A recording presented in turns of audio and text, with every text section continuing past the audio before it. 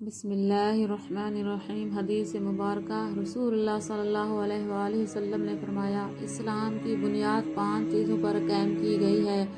اول، گواہی دینا کہ اللہ کے سوا کوئی معبود نہیں اور بے شک حضرت محمد صلی اللہ علیہ وآلہ وسلم اللہ کے سچے رسول ہیں، اور نماز قائم کرنا اور زکوٰۃ ادا کرنا اور حج کرنا اور رمضان کے روزے رکھنا۔ صحیح بخاری حدیث نمبر 8۔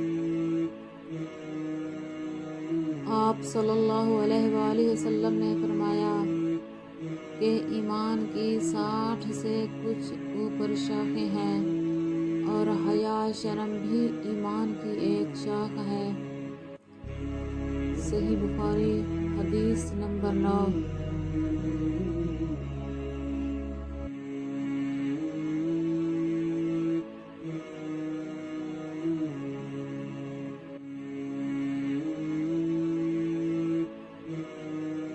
آپ صلی اللہ علیہ وآلہ وسلم نے فرمایا، مسلمان وہ ہے جس کی زبان اور ہاتھ سے مسلمان بچے رہیں، اور مہاجر وہ ہے جو ان کاموں کو چھوڑ دے جن سے اللہ نے منع فرمایا۔ ابو عبداللہ امام بخاری نے فرمایا، ابو معاویہ نے کہ ہم کو حدیث بیان کی۔ داؤد بن ابی ہند نے، انہوں نے روایت کی عامر شعبی سے، انہوں نے کہا کہ میں نے سنا عبداللہ بن عمرو بن عاص سے، وہ حدیث بیان کرتے ہیں جناب نبی کریم صلی اللہ علیہ وآلہ وسلم سے وہی مذکورہ حدیث، اور کہا کہ عبدالعالی نے روایت کیا داؤد سے، انہوں نے عامر سے، انہوں نے عبداللہ بن عمرو بن عاص سے، انہوں نے نبی صلی اللہ علیہ وآلہ وسلم سے۔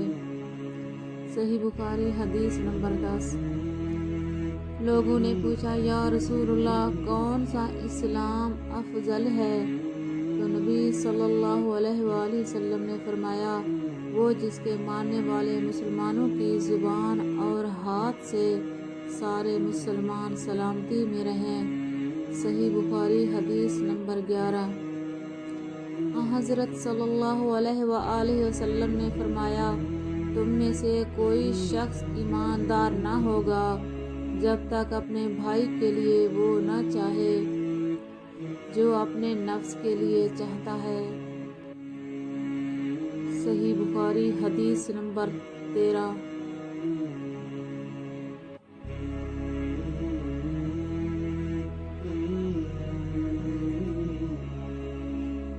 ایک دن ایک آدمی نے حضرت صلی اللہ علیہ وآلہ وسلم سے پوچھا کہ کون سا اسلام بہتر ہے؟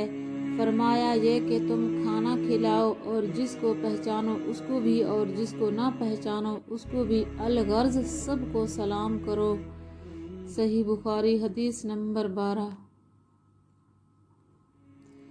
بے شک رسول کریم صلی اللہ علیہ وآلہ وسلم نے فرمایا، قسم ہے اس ذات کی جس کے ہاتھ میں میری جان ہے، تم میں سے کوئی بھی ایماندار نہ ہوگا جب تک میں اس کے والد اور اولاد سے بھی زیادہ اس کا محبوب نہ بن جاؤں۔ صحیح بخاری حدیث نمبر 14۔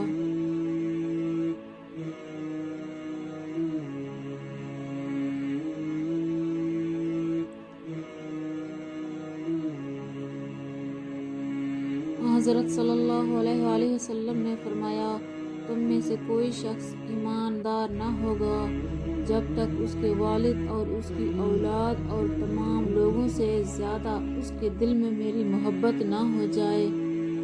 صحیح بخاری حدیث نمبر 15۔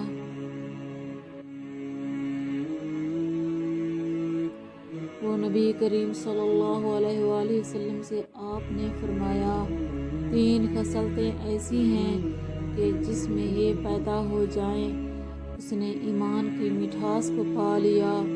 اول یہ کہ اللہ اور اس کا رسول اس کے نزدیک سب سے زیادہ محبوب بن جائیں۔ دوسرے یہ کہ وہ کسی انسان سے محض اللہ کی رضا کے لیے محبت رکھے۔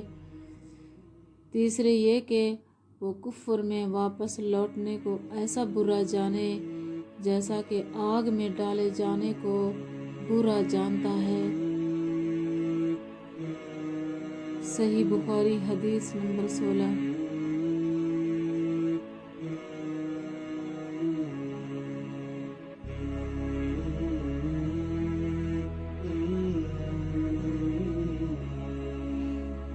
نے فرمایا انصار سے محبت رکھنا ایمان کی نشانی ہے اور انصار سے کینہ رکھنا نفاق کی نشانی ہے۔ صحیح بخاری حدیث نمبر 17۔ عبادہ بن صامت رضی اللہ عنہ جو بدر کی لڑائی میں شریک تھے اور لیلۃ العقبہ کے 12 نقیبوں میں سے تھے، فرماتے ہیں کہ رسول اللہ صلی اللہ علیہ وآلہ وسلم نے اس وقت جب آپ کے گرد صحابہ کی ایک جماعت بیٹھی ہوئی تھی فرمایا کہ مجھ سے بیعت کرو اس بات پر کہ اللہ کے ساتھ کسی کو شریک نہ کرو گے، چوری نہ کرو گے، زنا نہ کرو گے، اپنی اولاد کو قتل نہ کرو گے اور نہ عمدن کسی پر کوئی ناحق بہتان باندھو گے اور کسی بھی اچھی بات میں خدا کی نافرمانی نہ کرو گے۔ جو کوئی تم میں اس عہد کو پورا کرے گا تو اس کا ثواب اللہ کے ذمے ہے، اور جو کوئی ان بری باتوں میں سے کسی کا ارتکاب کرے اور اسے دنیا میں اسلامی قانون کے تحت سزا دی گئی تو یہ سزا اس کے گناہوں کے لیے بدلہ ہو جائے گی، اور جو کوئی ان میں سے کسی بات میں مبتلا ہو گیا اور اللہ نے اس کے گناہ کو چھپا لیا تو پھر اس کا معاملہ اللہ کے حوالہ ہے، اگر چاہے معاف کرے اور اگر چاہے سزا دے دے۔ عبادہ کہتے ہیں کہ پھر ہم سب نے ان سب باتوں پر آپ صلی اللہ علیہ وآلہ وسلم سے بیعت کر لی۔ صحیح بخاری حدیث نمبر 18۔ رسول اللہ صلی اللہ علیہ وسلم نے فرمایا وہ وقت قریب ہے جب مسلمانوں کا سب سے عمدہ مال اس کی بکریاں ہوں گی جن کے پیچھے وہ پہاڑوں کی چوٹیوں اور برساتی وادیوں میں اپنے دین کو بچانے کے لیے بھاگ جائے گا۔ صحیح بخاری حدیث نمبر 19۔ رسول اللہ صلی اللہ علیہ وآلہ وسلم لوگوں کو کسی کام کا حکم دیتے تو وہ ایسا ہی کام ہوتا جس کے کرنے کی لوگوں میں طاقت ہوتی۔ اس پر صحابہ رضی اللہ عرض کیا کہ یا رسول اللہ صلی اللہ علیہ وسلم ہم لوگ تو آپ جیسے نہیں ہیں، آپ تو معصوم ہیں اور آپ کی اللہ پاک نے اگلی پچھلی سب لغزشیں معاف فرما دی ہیں، اس لیے ہمیں اپنے سب سے کچھ زیادہ عبادت کرنے کا حکم فرمائیے۔ یہ سن کر آپ ناراض ہوئے حتیٰ کہ خفگی آپ کے چہرہ مبارک سے ظاہر ہونے لگی، پھر فرمایا کہ بے شک تم سب سے زیادہ اللہ سے ڈرتا ہوں اور تم سب سے زیادہ اسے جانتا ہوں، بس تم مجھ سے بڑھ کر عبادت نہیں کر سکتے۔ صحیح بخاری حدیث نمبر 20۔ آپ صلی اللہ علیہ وآلہ وسلم نے فرمایا جس شخص میں یہ 3 باتیں ہوں گی وہ ایمان کا مزہ پا لے گا، ایک یہ کہ وہ شخص جسے اللہ اور اس کا رسول ان کے ماں سوا سے زیادہ عزیز ہوں، اور دوسرے یہ کہ جو کسی بندے سے محض اللہ ہی کے لیے محبت کرے، اور تیسری بات یہ کہ جسے اللہ نے کفر سے نجات دی ہو پھر وہ دوبارہ کفر اختیار کرنے کو وہ ایسا برا سمجھے جیسے آگ میں گر جانے کو برا جانتا ہے۔ صحیح بخاری حدیث نمبر 21۔ آپ صلی اللہ علیہ وسلم نے فرمایا جب جنتی جنت میں اور دوزخی دوزخ میں داخل ہو جائیں گے اللہ پاک فرمائے گا جس کے دل میں رائی کے دانے کے برابر بھی ایمان ہو اس کو بھی دوزخ سے نکال لو، تب ایسے لوگ دوزخ سے نکال لیے جائیں گے اور وہ جل کر کوئلے کی طرح سیاہ ہو چکے ہوں گے، پھر زندگی کی نہر میں یا بارش کے پانی میں ڈالے جائیں گے۔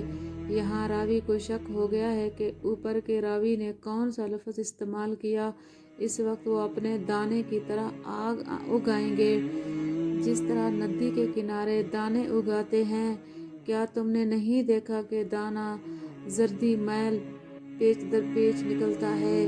وہیب نے کہا کہ ہم سے عمرو نے حیا کی بجائے حیاتا اور خردل من ایمان کے بجائے خردل من خیر کا لفظ بیان کیا۔ صحیح بخاری حدیث نمبر 22۔ رسول اللہ صلی اللہ علیہ وآلہ وسلم نے فرمایا کہ میں ایک وقت سو رہا تھا، میں نے خواب میں دیکھا کہ لوگ میرے سامنے پیش کیے جا رہے ہیں اور وہ کرتے پہنے ہوئے ہیں، کسی کا کرتا سینے تک ہے اور کسی کا اس سے نیچا ہے۔